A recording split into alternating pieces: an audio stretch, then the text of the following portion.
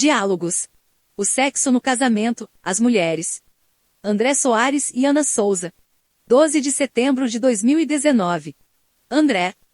Ana, sobre a problemática do sexo no casamento, a que você atribui a progressiva e generalizada falência do sexo prazeroso que ocorre na imensa maioria dos matrimônios? Ana. Podemos atribuir a inúmeros fatores conjugais. Mas, com o intuito de seguirmos uma linha objetiva, considero importante escolhermos um desses fatores e tentarmos aprofundá-lo. André. Exatamente. O que sugere?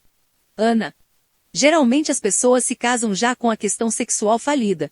No entanto, consideremos que não, principalmente hoje em dia, em que casar entre os jovens é muito fácil. Depois que o casamento acontece, geralmente as mulheres passam a se preocupar muito com seus maridos e demasiadamente pouco com a sua liberdade pessoal. Essa é uma das inúmeras abordagens que sugiro. Podemos seguir adiante? André. Por favor, continue com sua abordagem. Ana.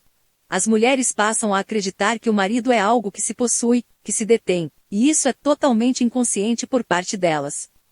Portanto, essa postura não acontece por maldade ou falta de amor das mulheres, mas sim pelo fato de que elas querem que tudo dê certo na sua nova vida conjugal, e por isso acham que devem ter o controle. É necessário que se saiba de tudo, que se pergunte tudo, que haja o absoluto domínio do seu novo patrimônio. André. Ana, mas por que as mulheres se comportam assim? Ana. Inconscientemente e erroneamente as esposas acham que isto é garantia de sucesso. Controlar o parceiro é algo que inevitavelmente destrói qualquer tipo de inteligência emocional dentro de uma relação. André. Você poderia nos dar um exemplo? Ana. Sim. O horário de se chegar em casa, depois de um dia de trabalho cansativo, por exemplo, é primordial para o sucesso inicial de um casamento. Não se pode atrasar ou não se pode ter nenhuma reunião fora do horário, porque isso compromete o jantar, que a esposa quer servir pontualmente e, principalmente, compromete a credibilidade do marido. E é nessa hora de fato e em geral que os maridos passam realmente a produzir mais no trabalho porque, inevitavelmente, o homem quer desempenhar seu papel de provedor. Mas trabalhar mais neste momento inicial de um casamento é um fracasso. Demonstra desinteresse. As coisas já não são como eram antes. André. E como a mulher normalmente reage a essa situação? Ana. A esposa então, ao invés de realmente dominar a situação e preocupar-se de fato com a saúde do seu casamento, começa a criar inúmeras pressões conjugais que obrigam seus parceiros a mentirem. Fica claro que entre o casal existe um imenso despreparo emocional, principalmente por falta de maturidade e de sabedoria sobre o que é uma vida a dois de sucesso. Com a primeira mentira descoberta, vem a certeza da desconfiança de uma vida. Todo para trás da relação passa a ser duvidoso. André. Podemos entender então que a partir daí, começa de fato a falência do sexo no casamento? Ana. Na verdade, essa falência sexual se agrava ainda mais porque a mulher, ao invés de tornar-se mais interessante para si própria, priorizando a sua liberdade emocional e existencial, desenvolve uma atmosfera de fantasias e ilusões descabidas e prejudiciais para o convívio conjugal. A relação familiar baseia-se, a partir de então, no medo, incertezas e conflitos internos. Esse contexto de desarmonia sugere o desinteresse de ambas as partes. A esposa não quer se relacionar com o marido mentiroso. O marido, por sua vez, não tem ideia de como reverter a favor do casamento essa situação inóspita. André. Imagino que a essa altura a felicidade conjugal e sexual no casamento já estão seriamente comprometidas. Ana.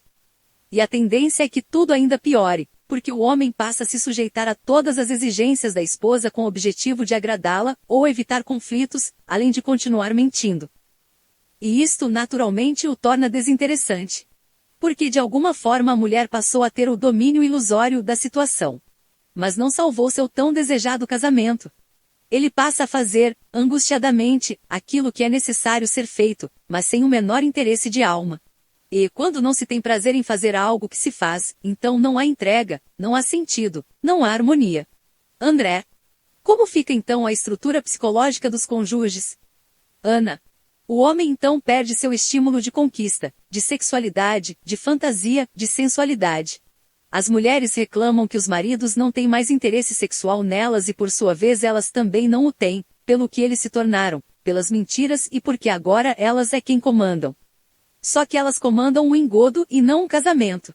André, como você sugeriria para se tentar evitar essa infelicidade sexual conjugal?